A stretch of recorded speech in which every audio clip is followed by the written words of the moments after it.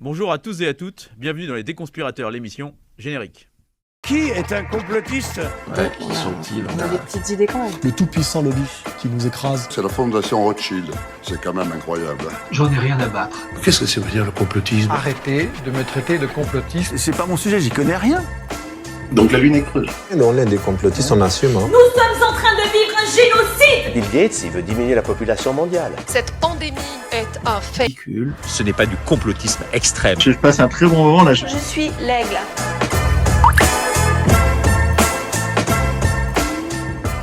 Chaque semaine dans cette émission, nous vous aidons avec Rudy Reichstadt et Tristan Mendès-France à vous y retrouver dans toutes les théories du complot qui circulent. Bonjour Rudy. Bonjour. Bonjour Tristan. Salut.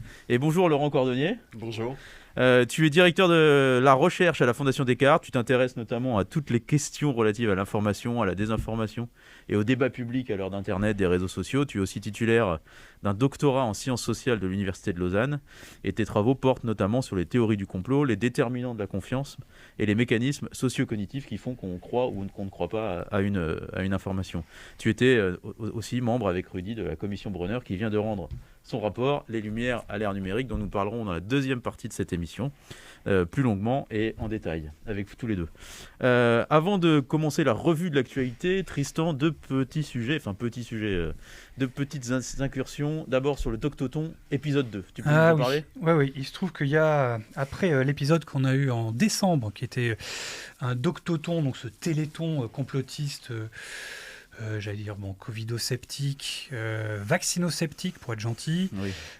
Et parfois anti-vax, il faut le dire assez clairement, qui avait fait quand même pas mal d'audience à l'époque, donc une initiative qui est d'ailleurs parrainée par Martine Vonner et le professeur Perron. Et ben donc ils ont remis le plat ce week-end avec un Doctoton spécial enfant. Cette fois-ci, qui a fait, donc, comme je l'ai dit, quand même un flop au niveau d'audience. Je crois qu'il y avait 4 fois moins d'audience. J'ai pu regarder ça avec mes petits outils magiques en ligne.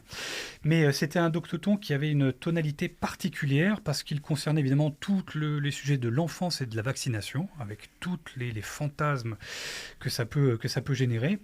Et ce que je craignais est arrivé, effectivement, c'est que ça a réveillé, en tout cas dans les commentaires, parfois dans les vidéos, mais surtout dans les commentaires, des réactions d'une virulence absolument folle, parce que dès qu'on touche à l'enfance, le seuil de raison s'affaisse considérablement, et les réactions épidermiques gonflent de façon assez spectaculaire. Et donc, donc il y avait des charges, des accusations de crimes, des propos vraiment caricaturaux, et qui vraiment égrenaient toutes les 24 heures de live qu'il y a pu avoir.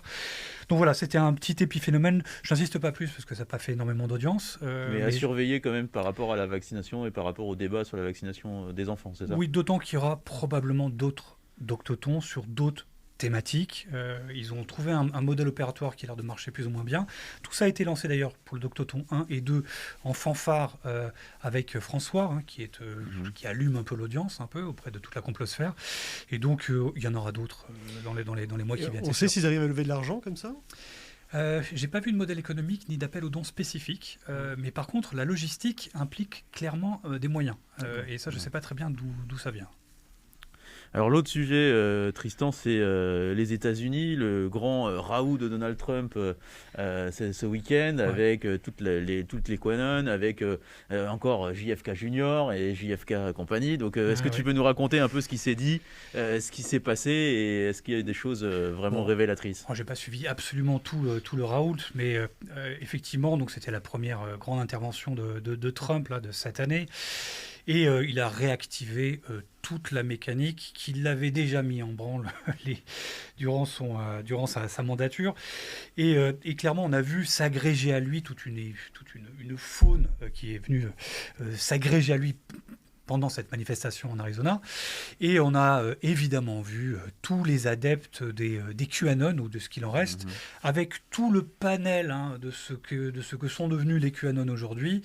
Donc des plus radicaux, les fameux attentistes de JFK et JFK Junior, et qui pensent qu'ils ne sont pas morts et qui vont venir aider Trump à reprendre le pouvoir sans élection avant 2024, jusqu'à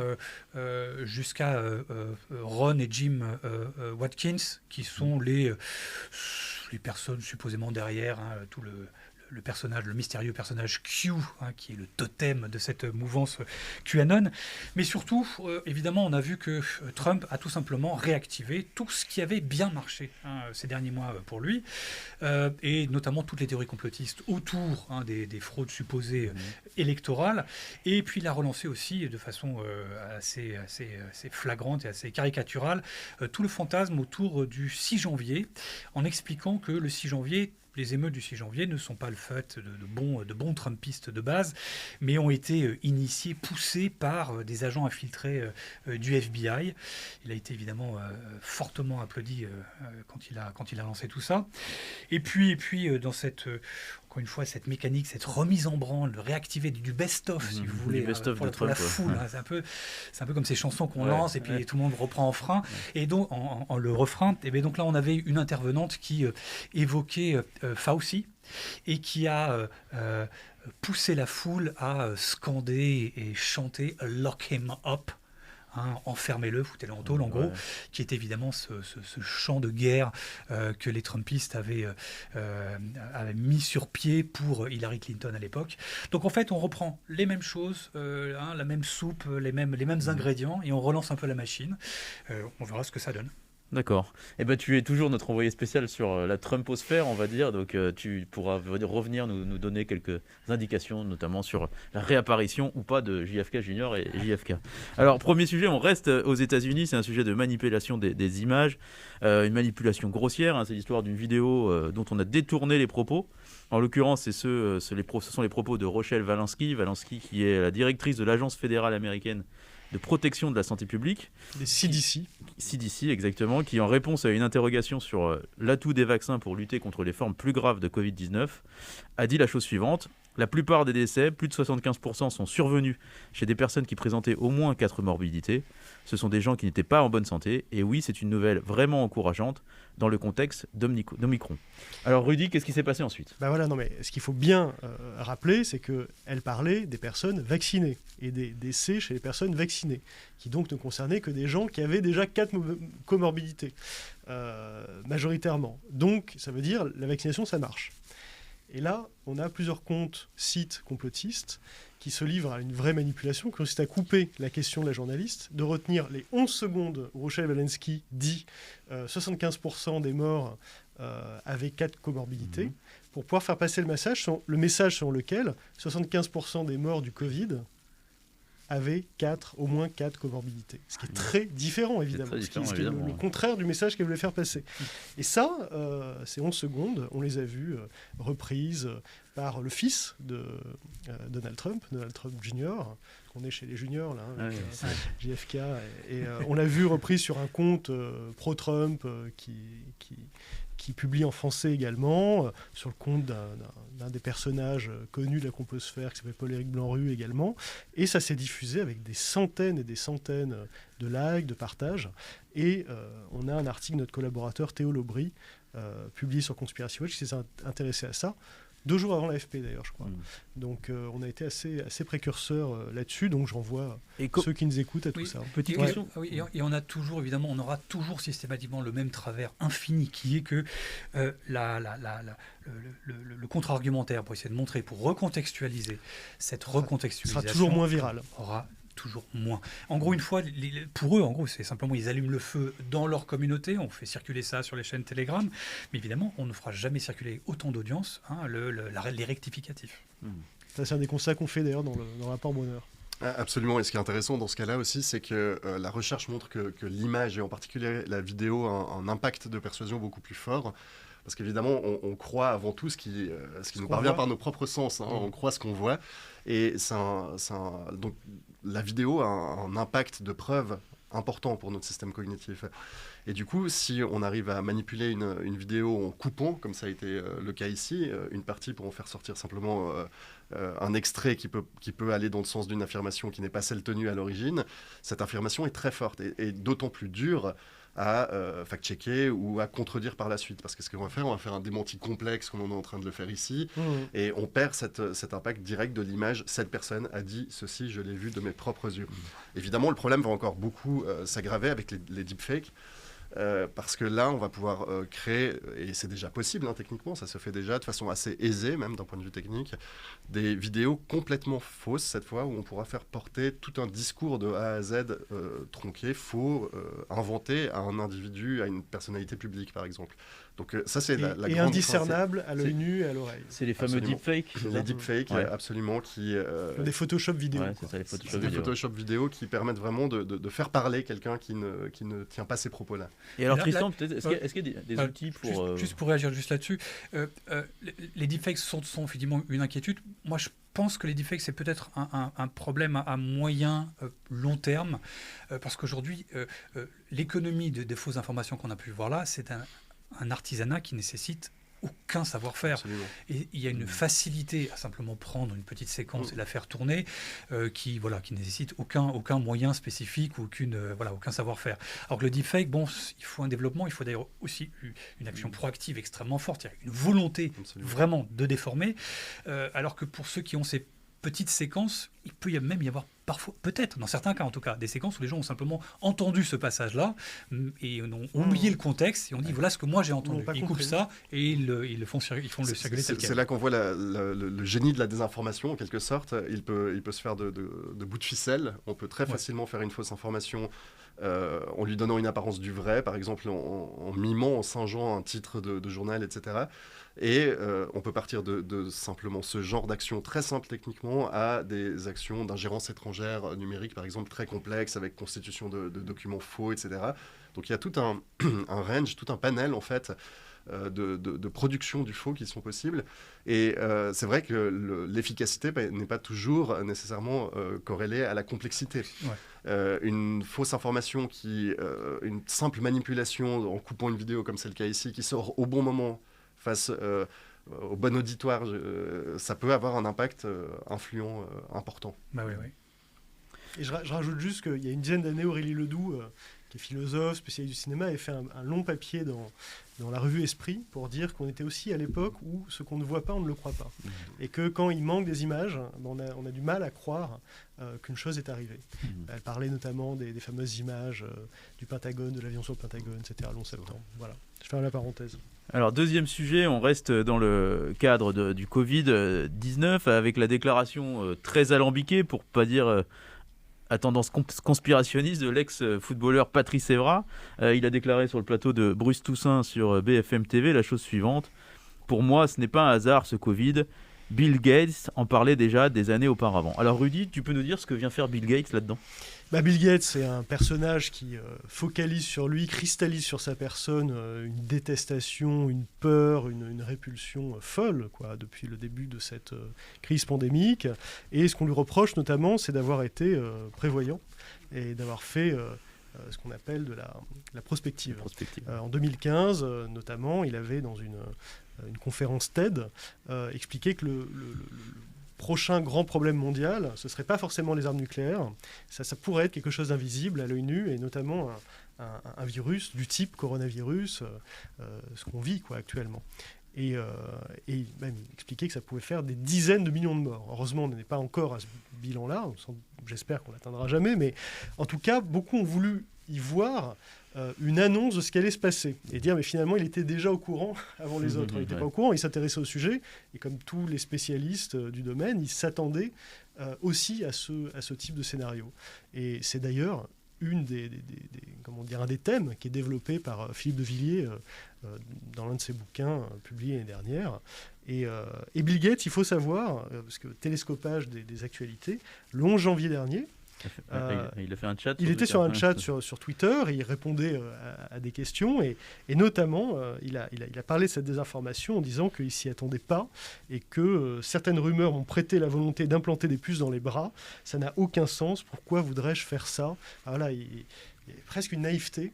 En tout cas, voilà. Oui, alors ce qui est quand même fou avec cette affaire de Bill Gates, notamment le fait qu'il aurait prévu, donc quelque part organisé, il serait responsable, il y aurait quelque chose une causalité entre lui et l'épidémie, c'est quelque chose qu'on entend depuis plus d'un an et demi. Ouais. En gros, depuis le Covid, depuis le début du Covid, quasiment. Depuis 2020.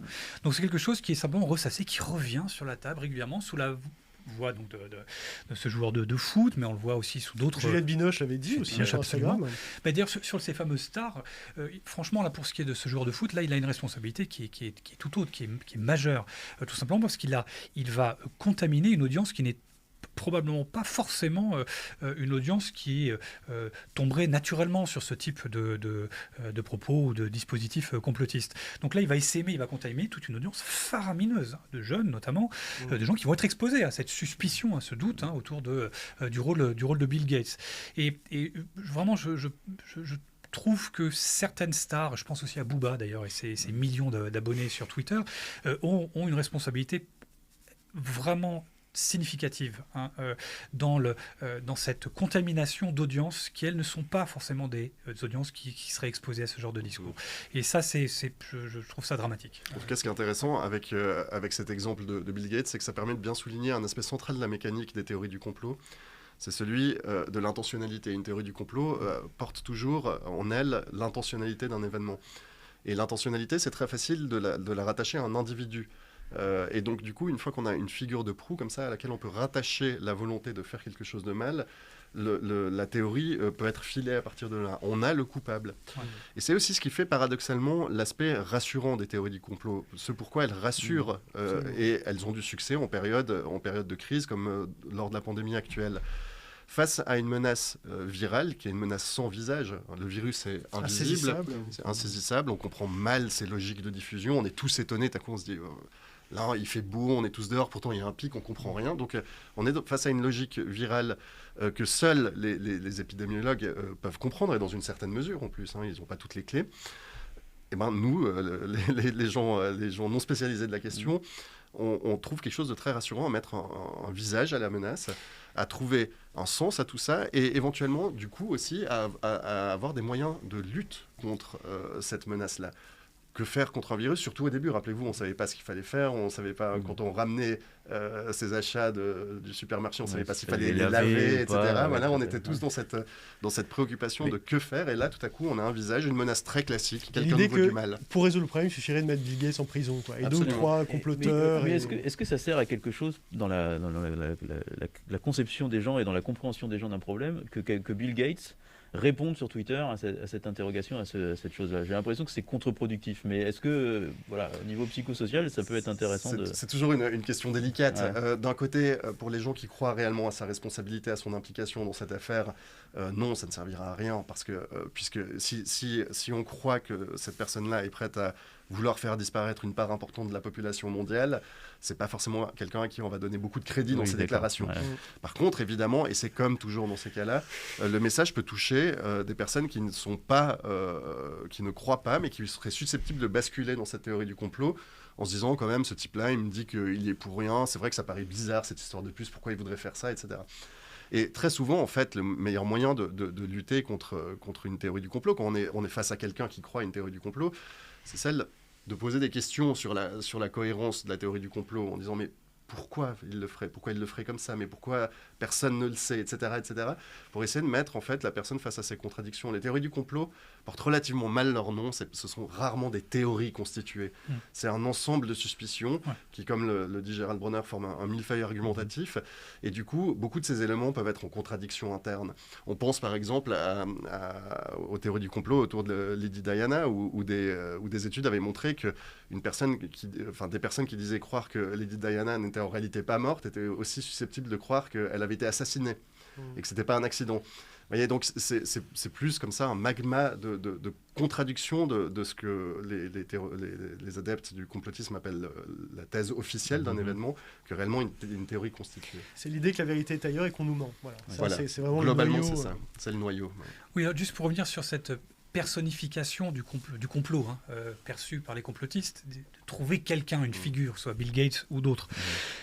Évidemment, ça les rassure, mais c'est ce qu'on a déjà dit plusieurs fois ici, mais ça met évidemment une cible sur des individus, des groupes ou des structures. Et donc il y a une mécanique profonde qui est accusatoire et qui est profondément délétère et dangereuse, parce qu'elle ne fait que pointer du doigt des coupables, des responsables, et donc des gens vers lesquels toute la haine, la frustration peut se projeter. Tout à fait. Et peut-être juste pour rebondir là-dessus, en effet, c'est là où les théories du complot commencent à représenter un danger, parce que des gens croient ou ne croient pas au récit officiel de tel événement, à la fin, on peut s'en ficher complètement. Le problème, c'est que tout à coup, des cibles sont désignées. Et du coup, la société va vers une forme de fractionnement, parce qu'on va considérer que tel groupe social poursuit des objectifs cachés qui me sont nuisibles. Il ne faut pas oublier non plus que cette logique de partition de la société, elle peut prendre d'autres formes, et parfois même être portée par la bouche d'un président de la République qui dit que les personnes non vaccinées ne sont plus des citoyens, par exemple. Donc ce risque, évidemment, je ne mets pas sur le même plan cette déclaration d'une déclaration complotiste, mais je dis que le risque de fractionnement de la société, qui est à la fin le risque qui menace nos sociétés en raison de la désinformation, ce risque-là doit être pris au sérieux, mais également par les gens qui sont en charge de responsabilité et qui doivent faire, eux, très attention à ne pas cliver la société française. Ce qui est évidemment un vœu qu'on peut souhaiter, mais on est à l'aube de la présidentielle et on a évidemment des candidats dont le fonds de commerce est de cliver une partie d'essayer de cliver au maximum le eux contre nous, et c'est ça le fuel de leur discours. Eux contre nous, c'est aussi justement le fuel du professeur Raoult.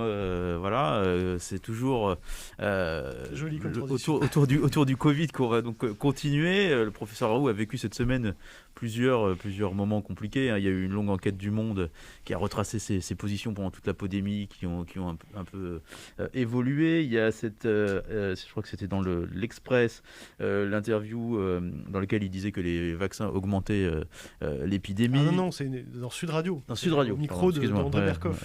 Donc voilà, c'était chez Sud Radio, chez Berkoff. Et il y a sa fille aussi qui s'est désolidarisée de lui, et la justice qui enquête sur lui, sa fille médecin, je précise. Donc Rudy, raconte-nous un peu cette tragédie en 3 actes.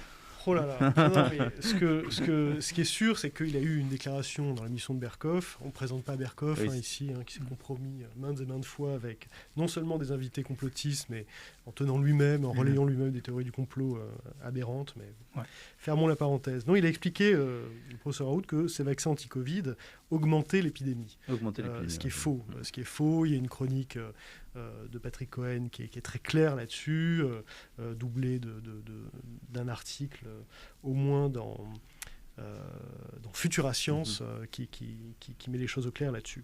Non, ce que raconte Ariane Chemin, qui a consacré un livre l'année dernière avec Marie-France Etchegouin une folie française, à Raoult, une folie française chez Gallimard.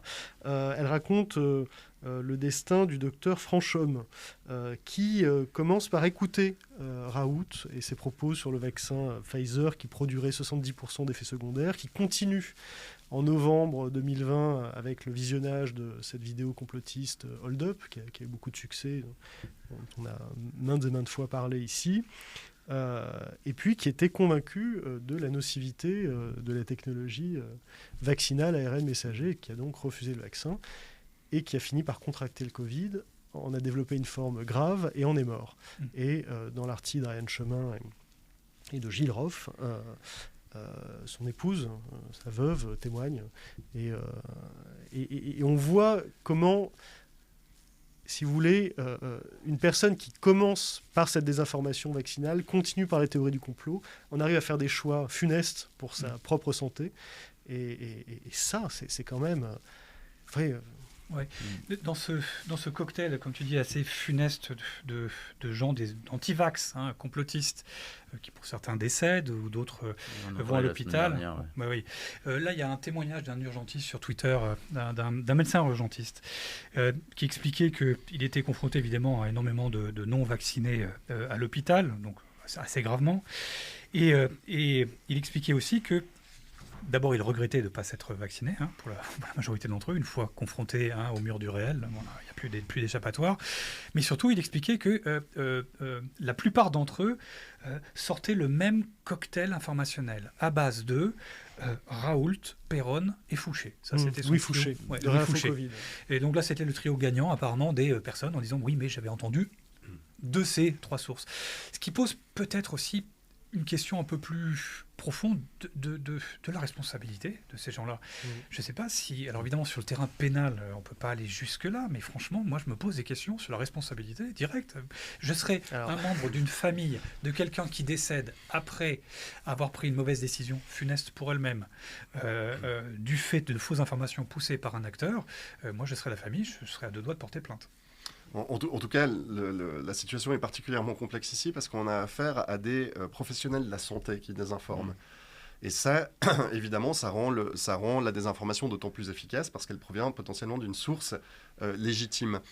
Et ce qui est très intéressant dans ce mécanisme-là, c'est que tout à coup, certaines figures extrêmement minoritaires sur ces positions-là médicales vont gagner en audience.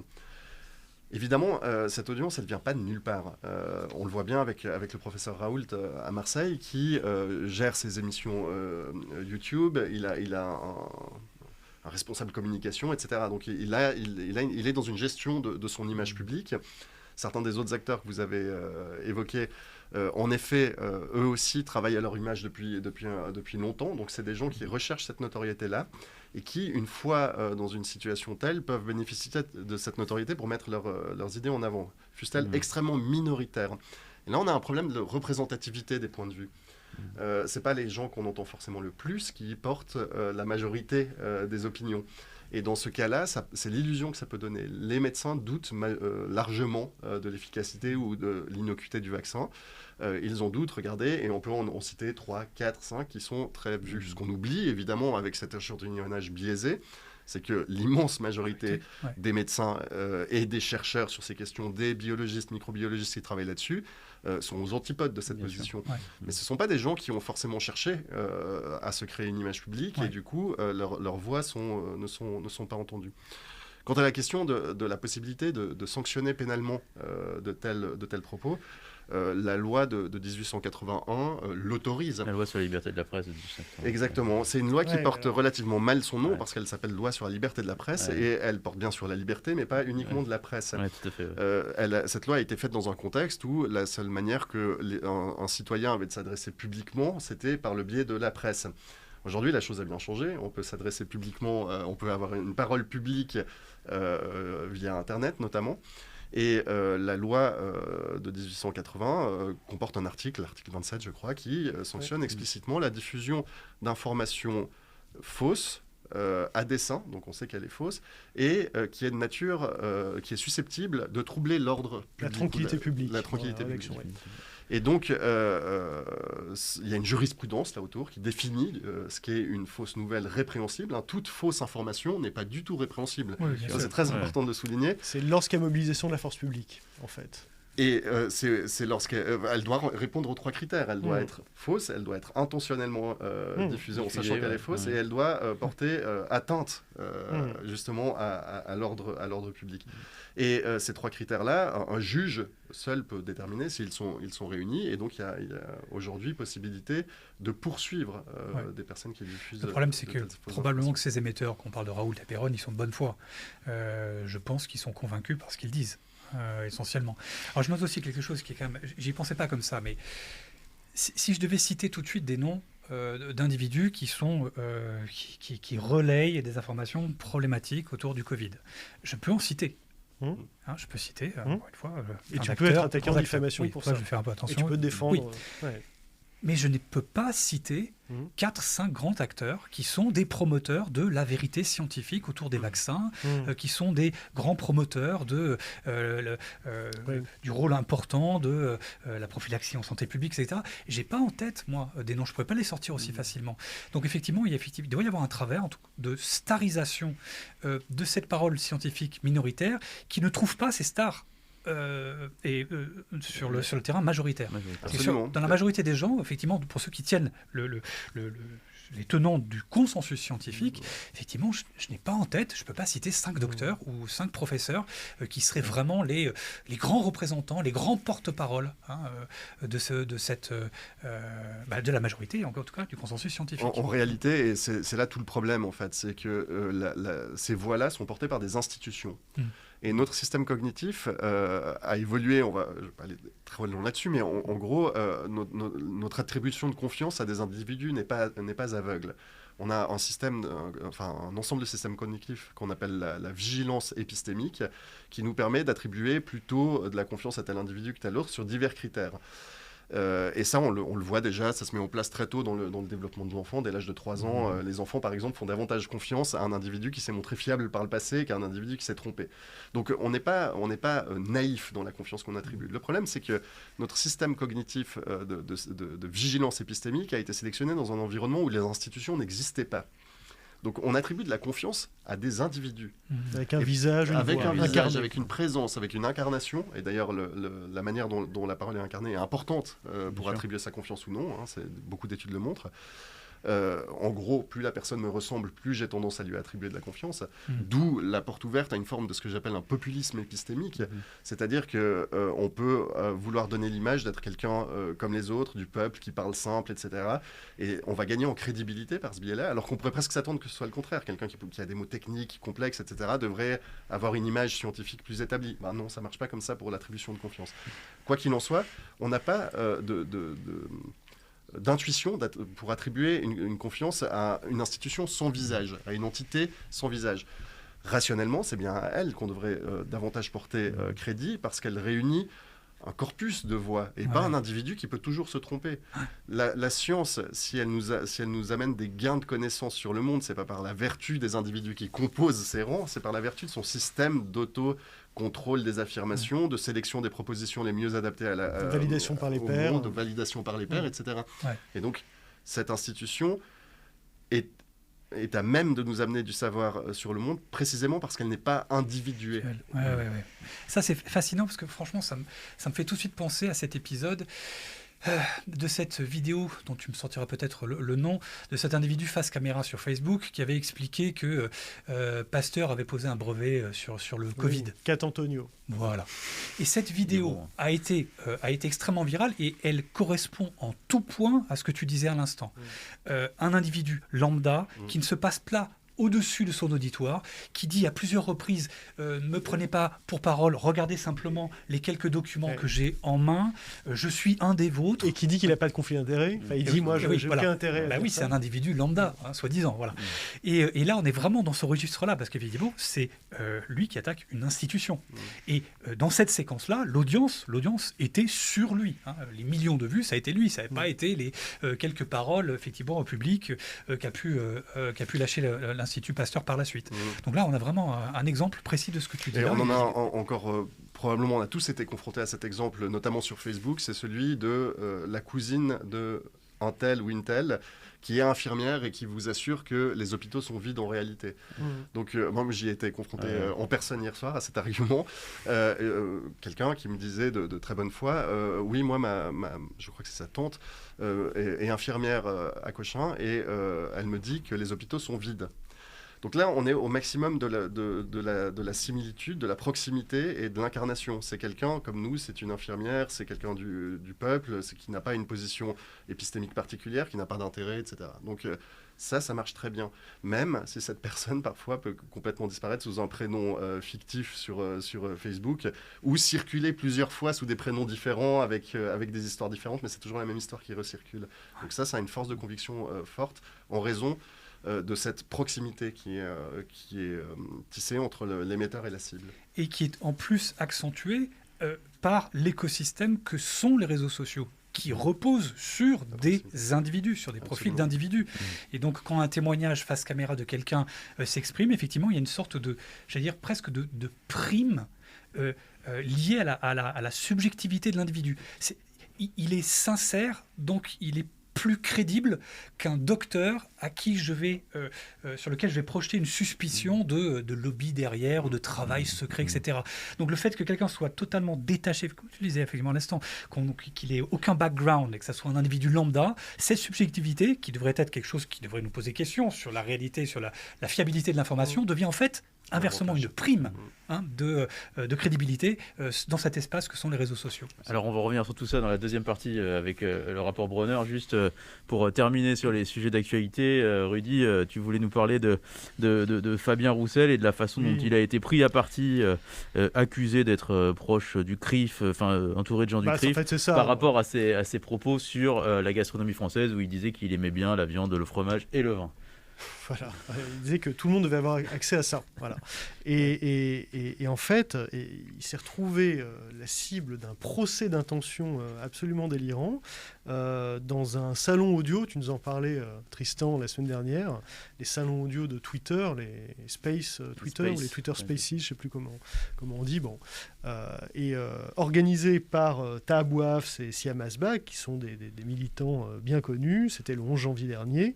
Et on a une participante à un moment qui prend la parole, après bien d'autres qui ont expliqué que Fabien Roussel s'exprimait sur la gastronomie pour envoyer des signes subliminaux aux gens d'extrême droite et que en fait c'était quelqu'un d'extrême droite, en tout cas un raciste, un suprémaciste blanc, une certaine Aurora qui participe à ce salon audio, qui se présente elle-même comme une ancienne militante communiste, nous dit ça, elle dit, et elle n'est pas contredite, c'est un raciste, c'est un suprémaciste blanc, et elle ajoute, il est entouré de gens qui sont proches pour certains du CRIF.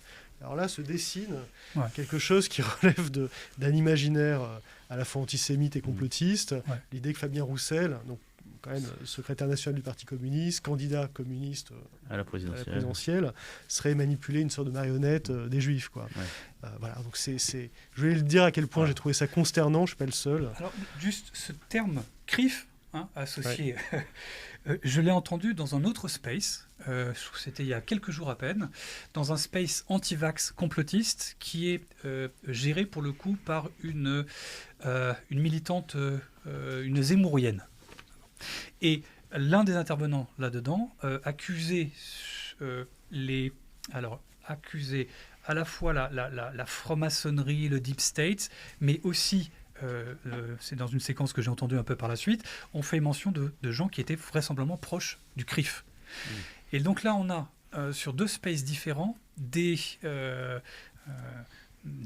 référents communs, encore une fois, que ce soit l'extrême gauche d'un côté ou l'extrême droite. Diamétralement opposés. Ils sont à l'opposé l'un de l'autre, clairement, mais qui véhiculent dans leur space, des fois, des individus qui ont les mêmes référents complotistes et antisémites.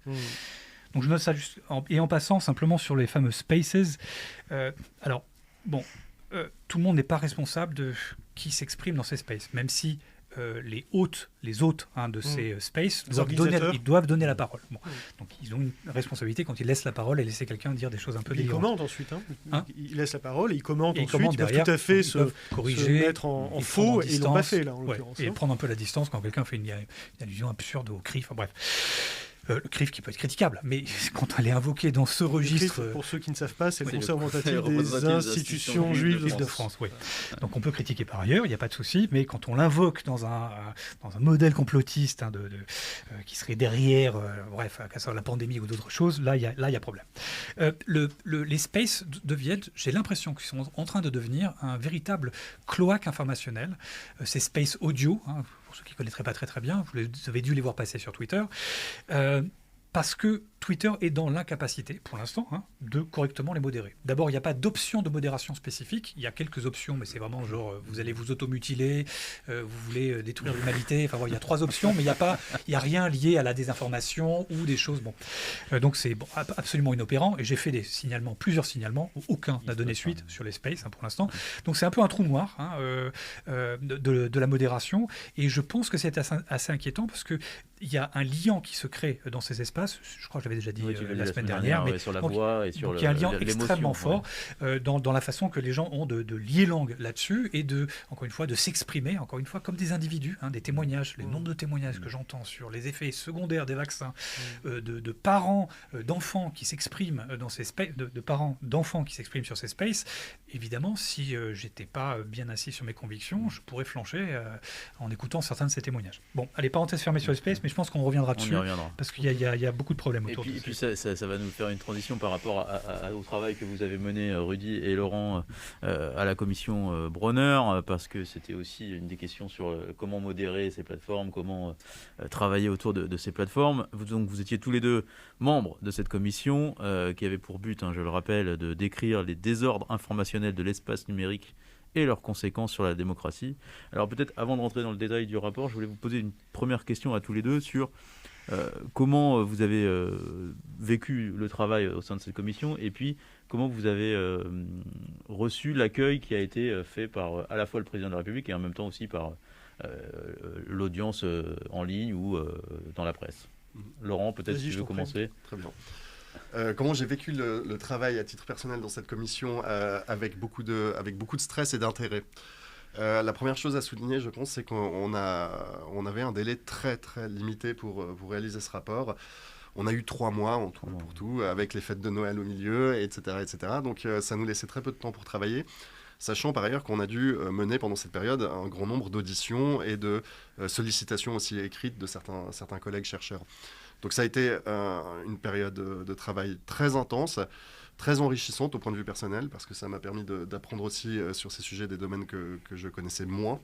Je vais citer les ingérences étrangères, par exemple. Les ingérences numériques étrangères, c'est un domaine sur lequel je travaille moins. Et heureusement, on avait des spécialistes de la question au sein de notre commission. Et donc, j'ai beaucoup appris là-dessus. Pour ce qui est des échos, de la réception du rapport, alors par le président de la République, le rapport a été bien reçu. Il considère que le travail est solide, etc. Moi, ce qui m'a un peu surpris jusqu'à présent, c'est qu'on n'a pas eu beaucoup d'annonces très concrètes sur ce qui pourrait être tiré de sa part de ce rapport. C'était une de mes questions à venir. Ce qu'il faut savoir aussi, c'est que, et je pense que personne n'ignore ici, il y a une élection présidentielle à venir. Et que l'exécutif ne sera peut-être pas le même dans quelques mois. Donc on verra bien. Et c'est bien pour ça que ce rapport va être envoyé à tous les candidats qui auront récolté les 500 signatures pour pouvoir se présenter. Donc notre interlocuteur n'est pas Emmanuel Macron. Notre interlocuteur est le président de l'exécutif qui sera mis en place, ou qui est en place jusqu'à la fin, en l'occurrence Emmanuel Macron pour le moment. Quant aux réceptions publiques du rapport, il y a eu beaucoup de couverture médiatique pour l'instant, relativement peu d'analyse réellement du rapport ou de retours, on va dire, nourris. C'est peut-être normal, le rapport est quand même assez long, il est assez touffu, et donc il faut peut-être que les médias s'en saisissent plus longuement, le décortiquent un peu plus. Ce que je constate, c'est que lors du lancement du rapport, il y a eu une polémique liée à un nom d'un des membres de la commission qui a quitté la commission, et que cette polémique a suscité beaucoup plus de commentaires sur Twitter et les réseaux sociaux que ne suscite la sortie du rapport. Donc c'est assez symptomatique, c'est un peu un exercice méta que de voir que ce qui buzz sur les réseaux sociaux, c'est la polémique, c'est l'indignation, et c'est pas forcément le fond d'une question ou le travail réfléchi sur son contenu. Non, je suis entièrement d'accord, c'est très éloquent sur le système médiatique en fait. Complètement. C'est-à-dire qu'on va monter en épingle un épiphénomène, quelque chose d'assez secondaire. Tu parlais du membre de cette commission qui s'appelait Guy Valancien, on a déjà qui lui a été reproché, je crois, on a déjà parlé, mais nous on l'a découvert dans la presse, comme tout le monde. Quand on a pu le voir, il nous a donné sa propre version, il a bien le droit de se défendre, on n'était pas en position de procureur non plus, et 2 jours après il en a tiré les conséquences en démissionnant. Il était remplacé, ça a été dit nulle part, ou très peu, mais je crois nulle part en fait, par un autre membre qui s'appelle Bertrand Warusfel, qui est juriste, qui est avocat, qui a notamment creusé la question, parce qu'il faut le dire, on s'est organisé en sous-commission. Il y a 6 grands chapitres dans le rapport.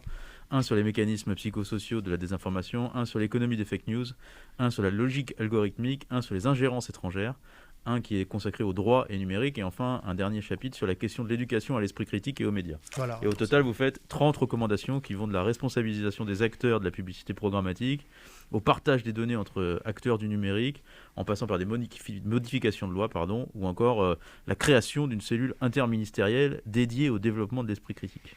Alors justement, ma question, c'est est-ce qu'il n'y avait pas des mesures que le gouvernement pouvait mettre en place tout de suite ? Ça, c'est difficile à dire. Moi, toi, on n'est pas à la place du gouvernement. Moi, ce que je peux dire, c'est que on était 14 au sein de cette commission.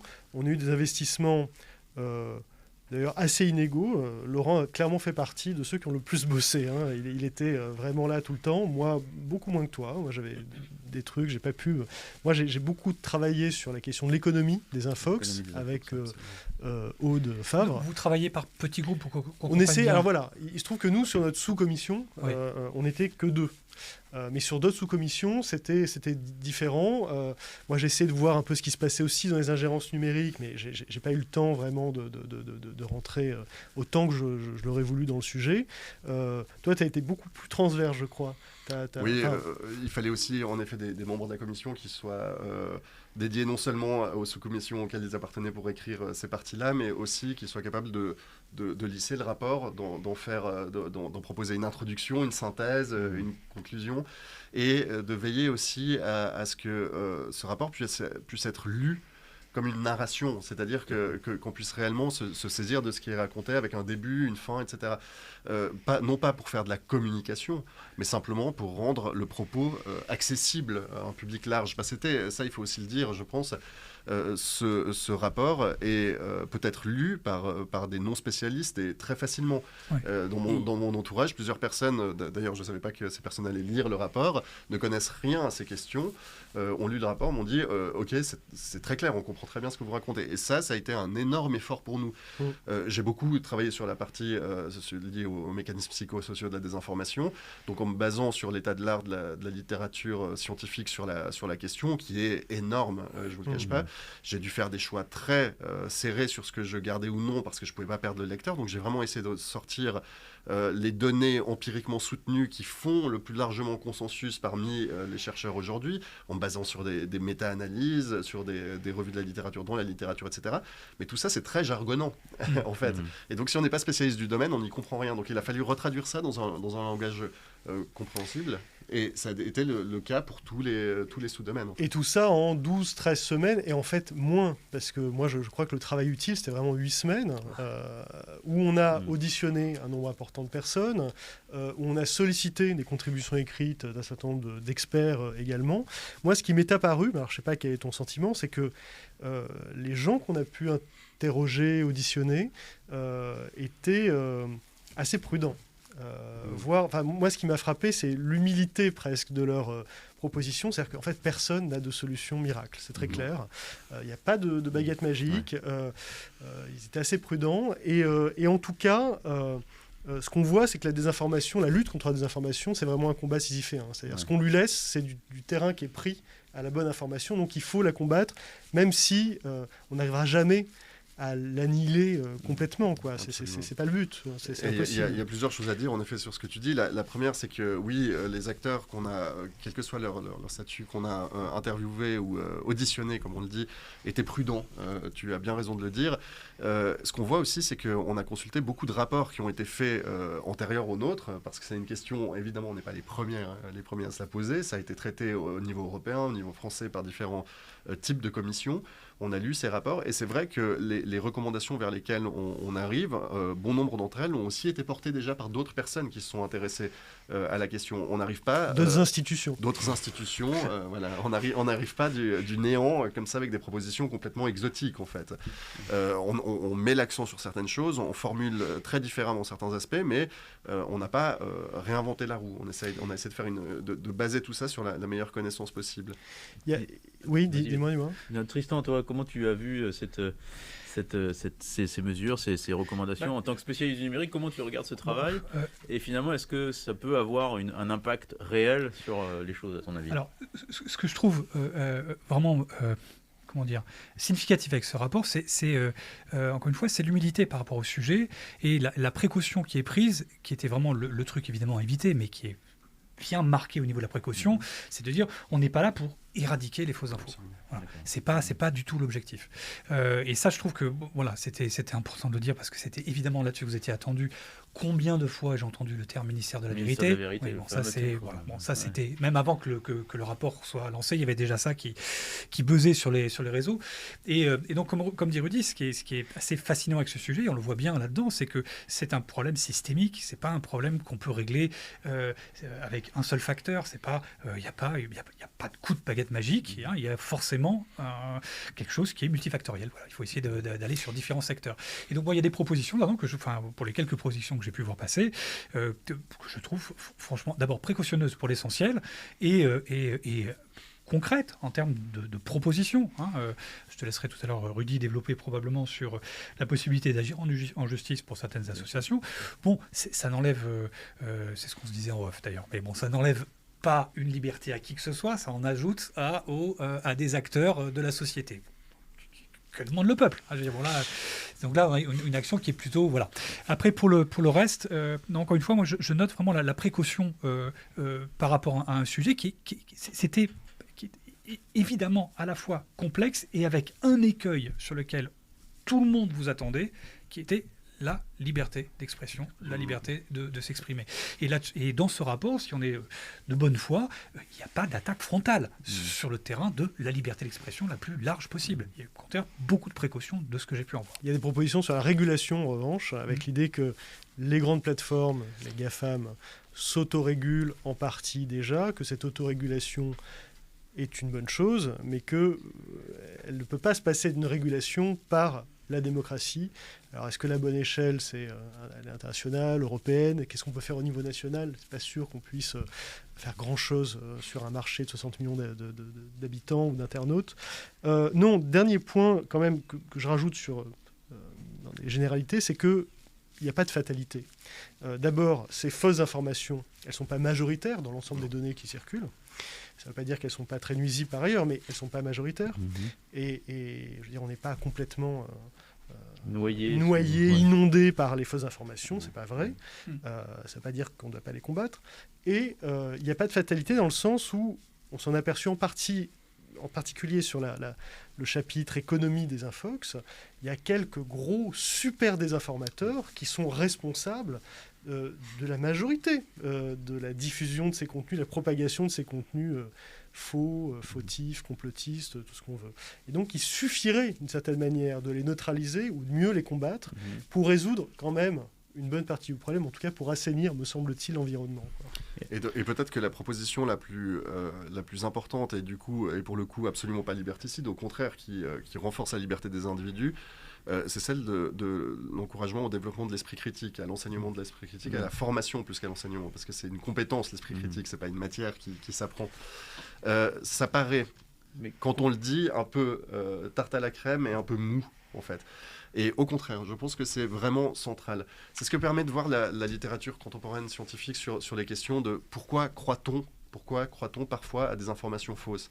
Le résultat le plus saillant de toute cette littérature, c'est que quand on croit à une information fausse, c'est qu'on a souvent manqué de vigilance cognitive, de vigilance intellectuelle. Beaucoup d'études le montrent, beaucoup d'expériences de laboratoire aussi le montrent. Quand les individus sont incapables de dire si une information est vraie ou non, c'est qu'ils sont dans un état de faible vigilance cognitive épistémique. Armer la vigilance des individus au sein d'une société démocratique, armer la capacité d'analyse, de réflexion sur ce qu'est une information, d'où elle provient, comment elle est constituée, comment je peux essayer de l'évaluer, etc. On ne peut pas dire que ça nuise à la liberté des individus. Au contraire, ça les arme. Ouais. Et ça peut avoir un rôle central. Évidemment, ça demandera un peu de temps. Oui. Mais ce qu'on propose aussi de faire, c'est d'encourager cet enseignement ou cette formation, pas seulement à l'école, mais aussi en formation continue chez les adultes. Parce que tous les citoyens ont le droit, pas seulement ceux qui ont la chance d'aller à l'école actuellement, mais tous les citoyens ont le droit de disposer de cette compétence libératoire, en fait. Ça serait le rôle de la cellule interministérielle dédiée au développement de l'esprit critique, c'est ça? C'est l'idée que vous avez eue à travers cette cellule interministérielle? Alors, c'est ça? Aujourd'hui, il y a beaucoup de choses. Qu'elle puisse coordonner le travail. Oui, ça, absolument. Ouais, parce qu'il y a beaucoup de choses qui se font. Hein. J'ai vu quelques réactions d'enseignants sur Twitter un peu outrés en disant mais on le fait déjà. Mais ça. Oui, mais il ne s'agit pas de le contester. Justement, on voyait qu'il y a beaucoup d'initiatives qui sont menées en silo. Voilà. Ça ne communique pas suffisamment, il n'y a pas suffisamment de coordination. Il y a le CLEMI, notamment la cellule de liaison de l'éducation nationale qui travaille sur l'éducation média et l'information depuis longtemps, qui a produit énormément de choses. Mais en gros, il y a un sujet de décloisonnement des initiatives et de coordination de tous ces efforts, et pas seulement pour un public scolaire. L'idée, c'est que ça concerne tous les âges de la vie.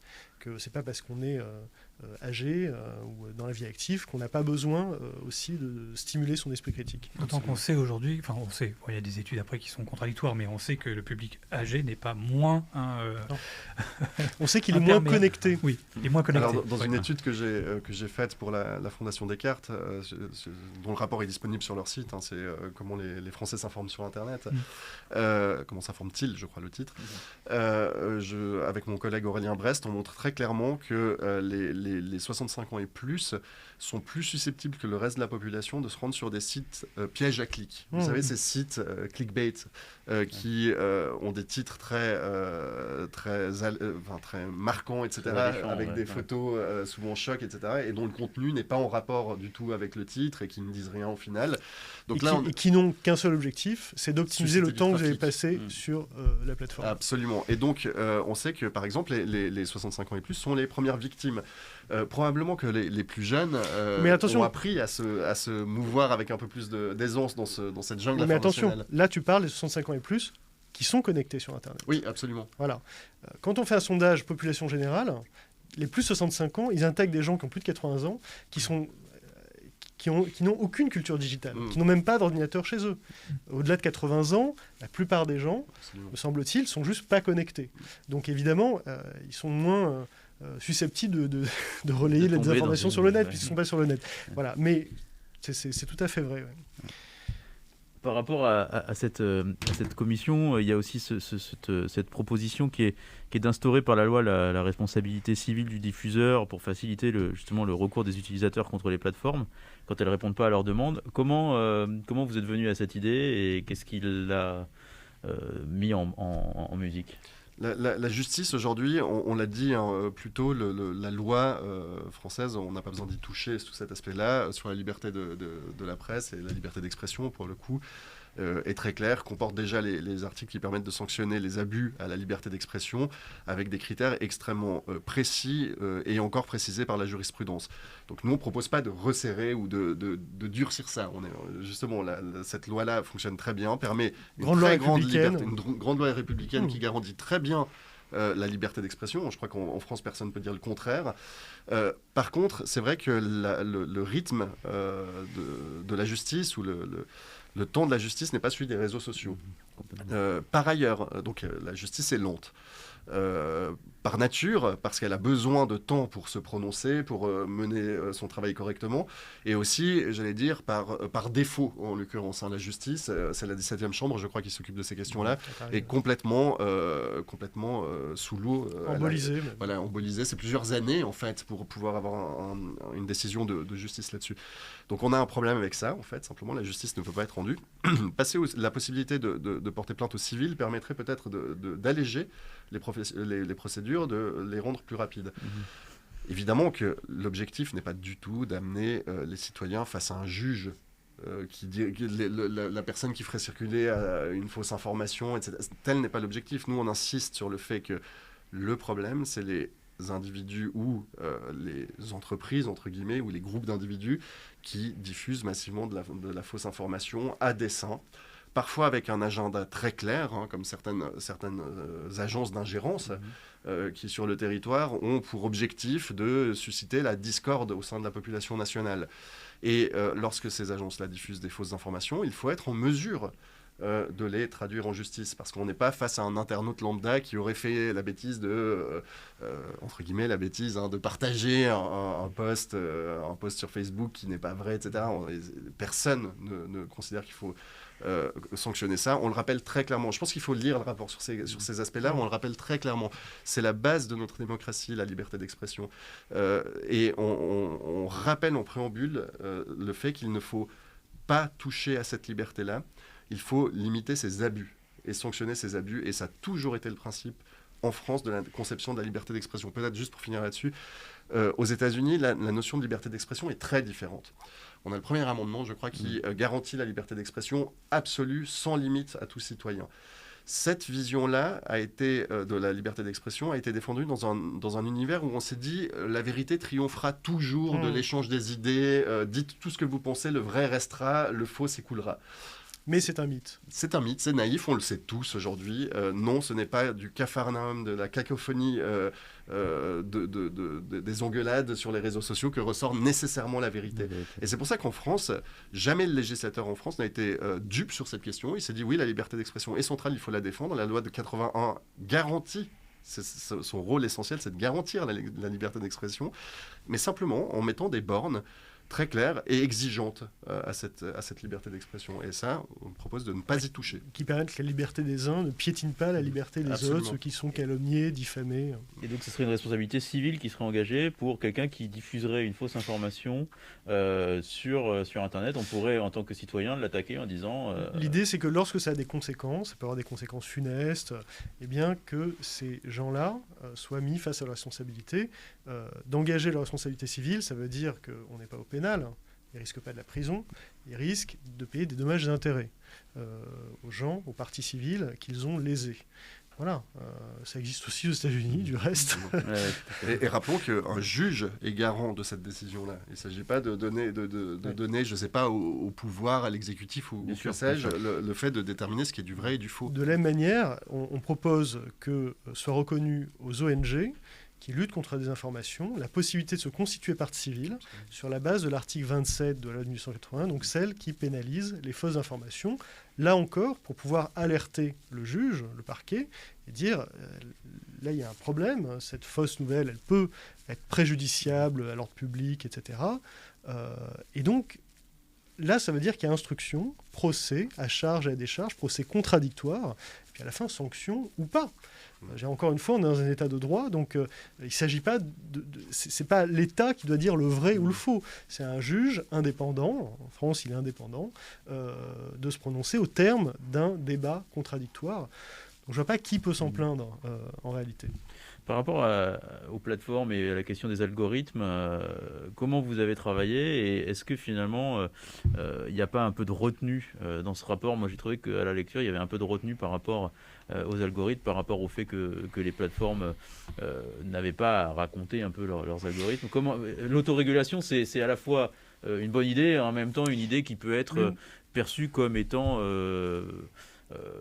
du laisser-aller, du laisser-faire. L'une des principales mesures qu'on porte, c'est d'obliger les grandes plateformes d'ouvrir leurs données à la recherche, aux chercheurs, pour que, de manière indépendante, la recherche puisse évaluer ce que mettent en œuvre ces plateformes pour justement régler ce type de problème. Ensuite, il y a quand même un texte qui est au Parlement européen actuellement, le DSA, le Digital Services Act, qui est en discussion, que la France, au sein de la présidence française de l'Union européenne, va porter en particulier, et sans doute, je crois qu'on est assez en pointe là-dessus au niveau européen. Donc, sans doute qu'au niveau national, c'est pas la bonne échelle pour entamer un bras de fer avec les grandes plateformes. Niveau européen, c'est un marché d'environ 400-450 millions d'habitants. J'ai plus le chiffre en tête depuis le Brexit exact, mais c'est de cet ordre-là. C'est un marché plus important quand même que les États-Unis, par exemple. Là, c'est sans doute la bonne taille critique pour pouvoir imposer des obligations à ces grandes plateformes. Vous êtes d'accord? Enfin, tu es d'accord avec ça, Laurent? Absolument. Et ce que je tiens aussi à souligner, c'est que dans le rapport, on imagine la possibilité aussi de faire des recours contre des décisions de plateforme pour lutter contre la surmodération. Oui. Il se pourrait très bien, il y a un risque qu'il ne faut jamais oublier, c'est que les plateformes, si on leur met la pression pour qu'elles modèrent, elles peuvent tomber dans une espèce de facilité pour éviter les ennuis de modérer et de supprimer des contenus dès qu'ils sont massivement signalés. Ça leur permettrait de se mettre à l'abri en disant oui, regardez, on fait, etc. Le problème, c'est ce qui veut dire se mettre de la main des minorités agissantes, qui, parce qu'elles vont signaler en masse certains contenus qui leur déplaisent, peuvent censurer de fait le droit d'expression à certains individus. À un moment où on parle beaucoup de cancel culture, etc. Et donc, là, l'idée, c'est que dans un cas de figure comme celui-là, l'internaute qui a le sentiment d'être lésé puisse aussi faire un appel et dire non, j'ai été surmodéré. Parce que la surmodération est un risque aussi, c'est pas uniquement la sous-modération. Ce sont deux risques en fait à la liberté d'expression et à la tenue de discussions qui permettent un débat public serein en fait, et basé sur les faits. Oui, c'est deux écueils, même s'il y en a un qui est disproportionné par rapport à l'autre. C'est pour l'instant, on est plutôt sur un terrain de non-modération sur les grandes plateformes. Là, on parle des grandes plateformes, genre effectivement Facebook, Twitter peut-être, mais Qu'en est-il des télégrammes, des VK, des Getter, des Parler, enfin toutes ces autres plateformes qui, évidemment, ont beaucoup moins d'utilisateurs, mais qui sont des terres de non-modération absolument faramineux. Mais absolument, comme tu le dis, elles ont moins d'utilisateurs et en fait, c'est central. Je sais que tu t'es beaucoup intéressé à la question de ce qu'on appelle la déplatformisation d'un compte, hein, c'est-à-dire qu'on dit, c'est ce qui est arrivé à Trump par exemple, on lui ferme son compte Twitter. La grande question là autour, c'est de savoir est-ce qu'on a le droit de le faire, est-ce que c'est démocratique, est-ce que ça respecte sa liberté, etc. Donc ça, c'est des questions sur lesquelles on peut avoir des opinions différentes. En l'occurrence, moi je trouve que c'est abusif de fermer le compte de Donald Trump parce que ça n'a pas été une décision de justice. À mon avis, ça aurait dû être le cas, etc. Bon, bref. Quoi qu'il en soit, les individus qui sont déplatformisés, alors il ne faut pas avoir que Trump en tête, hein, il y a beaucoup de gens beaucoup moins visibles et importants, y compris en France. On sait quand même que les gens qui sont déplatformisés ont tendance à retourner sur une plateforme alternative, celle que tu as évoquée par exemple. Mais ce que montre la recherche encore un peu maigre sur la question, c'est que ce travail de déplatformisation permet tout de même de limiter l'influence de ces individus très nettement. C'est le constat qu'on fait. Voilà. C'est le constat très pratico-pratique qu'on fait depuis des années. Sur cette question. Et le problème, par contre, c'est qu'ils se retrouvent entourés de leur fanbase, en quelque sorte, de gens qui sont potentiellement plus radicaux. Donc, est-ce qu'on n'est pas en train de créer des monstres dans des zones un peu plus obscures d'Internet qui un jour nous éclateront au visage? C'est une crainte qu'on peut aussi avoir. Ce que l'on sait, au moins, c'est qu'ils recrutent moins facilement. Après, est-ce que ça doit être du ressort des seules plateformes de décider ce genre de mesures? Est-ce que c'est normal qu'il n'y ait pas de possibilité de recours contre une telle mesure? Ben voilà, ça c'est Après, il y a des recours internes, disons, il y a des processus, mais ça c'est propre à la machine et à la tambouille des propres plateformes. Nous, ce qu'on propose là-dessus, on peut faire appel, mais bon, absolument. Mais nous, ce qu'on propose, c'est une institution indépendante, externe, à laquelle plateformes et utilisateurs puissent faire appel, une plateforme qui serait notamment composée de juristes, qui pourrait dire, aux yeux du droit français, ce que la personne dit là n'est pas sanctionnable au regard de la loi de 81, c'est pas sanctionnable, donc nous vous conseillons très fortement, vous réseaux sociaux, de ne pas fermer ce compte-là. Vous pouvez le faire, mais si vous le faites, la personne pourra potentiellement se retourner en justice contre vous. Voilà. Donc l'idée, c'est qu'il puisse y avoir un avis comme ça éclairé qui permette de donner un peu une troisième voie entre la justice et les plateformes, pour pas encombrer la justice et pour pas laisser les plateformes maîtresses de ce qui peut être dit ou non dans nos démocraties. Je peux développer juste un point sur l'économie des infox. Ce dont on s'est aperçu, c'est que les infox et des informations, elle a un coût. Parce qu'elle se traduit pour les entreprises, pour nos sociétés, par des coûts qu'on n'aurait pas à engager si elles n'existaient pas.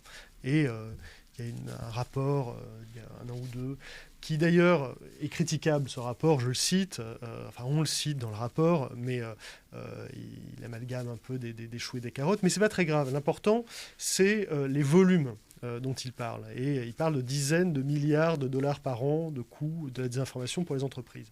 Donc c'est ça qu'il faut retenir, c'est qu'au moins, il y a un coût.